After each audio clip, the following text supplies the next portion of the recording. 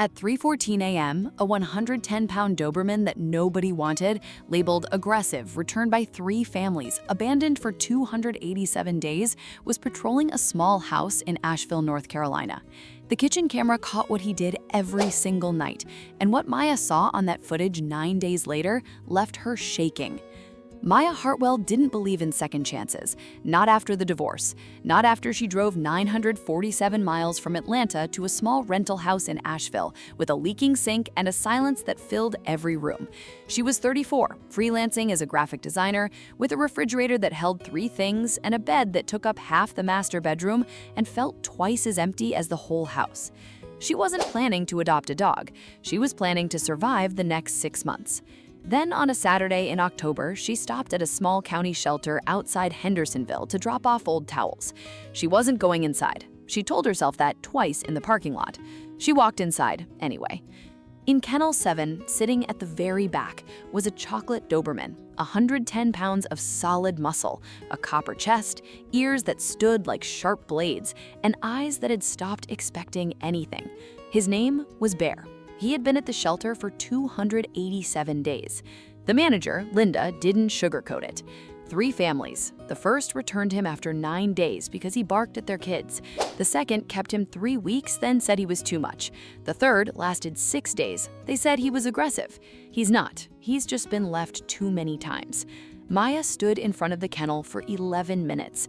Bear didn't move. He just watched her with those tired copper eyes, like he was already preparing to be left again.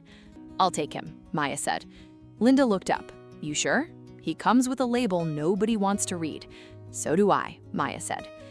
The first week was a quiet kind of chaos. Bear didn't trust the couch. He sat 4 feet away from it, on the cold tile, watching her like she was about to disappear. He wouldn't eat unless Maya sat on the floor next to him. He flinched every time she closed a door. But by week 2, something shifted. Bear had quirks, specific ones. He would only drink water from the bathroom faucet. Maya would walk in, turn it on a thin trickle, and he would stand there for 4 minutes drinking like it was a sacred ritual. He refused water from any bowl in any other room. He stole exactly one thing every morning: Maya's left slipper, never the right. He would carry it to the back door, set it down gently, and stare at it until she came to retrieve it. Maya called it the slipper toll. She paid it every morning at 6:42 a.m. with a piece of cheese. At dinner, Bear would sit beside her chair and place his left paw, only the left, on top of her right foot, not begging, just touching her, like he needed a small piece of confirmation that she was still there. 110 pounds of aggressive Doberman, and the worst thing he ever did was leave a paw on her foot during dinner. It was a Tuesday in late November when Maya started waking up at exactly 3:14 a.m. with a soft pressure against her mattress. Bear sitting beside the bed, watching the bedroom door, just sitting. She thought he needed the bathroom. She would let him out. He would walk to the fence, stand still for 30 seconds, and walk back inside. He didn't pee, he didn't sniff, he just walked the fence line and came back. Then on December 3rd, her neighbor's house got broken into at 2:47 a.m. The thieves cut through the back fence and forced open a basement window. They were inside for 14 minutes before anyone heard them. Maya looked at her own backyard. Same fence line, same basement window. She drove to the hardware store and bought a 4-camera security system, 3 outside, 1 in the kitchen pointed at the back door. She forgot about it 9 days. Still here but not subscribed? That honestly stings. Hit subscribe. What comes next is the part nobody expects. On December 12th, she sat down with her morning coffee and opened the camera app for the first time. She scrolled back through 9 days of footage, fast-forwarding through empty hallways. At 3:14 a.m. on December 4th, the kitchen camera captured something that made Maya put her coffee down. Bear was standing at the back door, not pacing, not sniffing, standing perfectly still, his 110-pound body angled toward the door handle, his head low, his ears forward.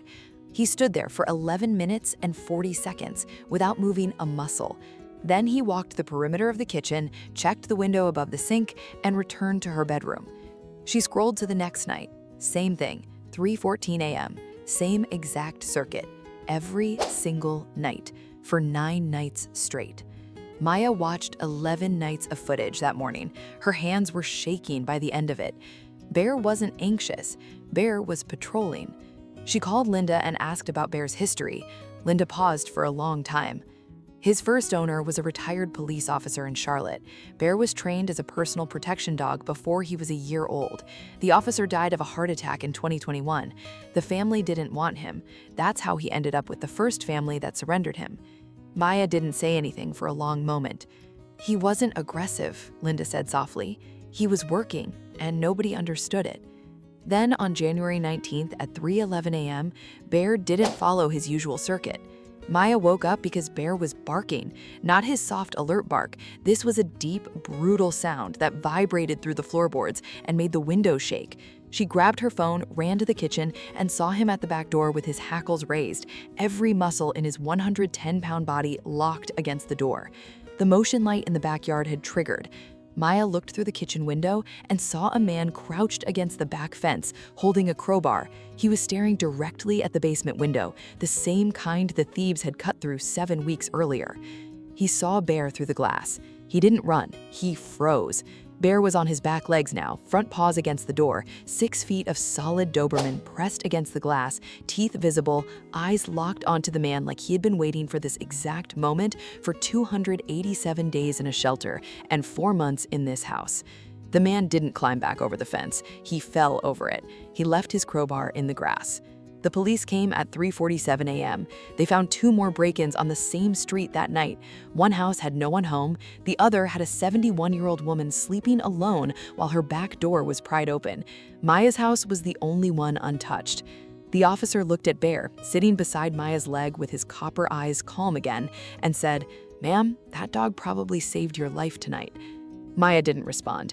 She put her hand on Bear's head and felt the 110 pounds of the dog nobody wanted, the dog 3 families had labeled aggressive, the dog who was simply doing the only job he'd ever been trained to do. Today, Bear is 5 years old. He still drinks only from the bathroom faucet. He still steals Maya's left slipper at 6:42 a.m. every morning. He still places his left paw on her right foot at dinner. And every night at 3:14 a.m., he still walks his circuit.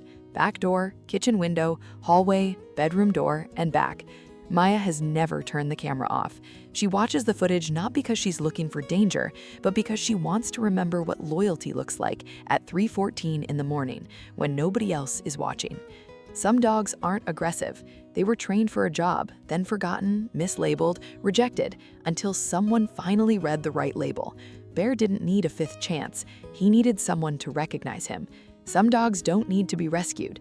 They need to be recognized. Would you have given a monster a chance or walked past Kennel 7 like everyone else? Tell me in the comments.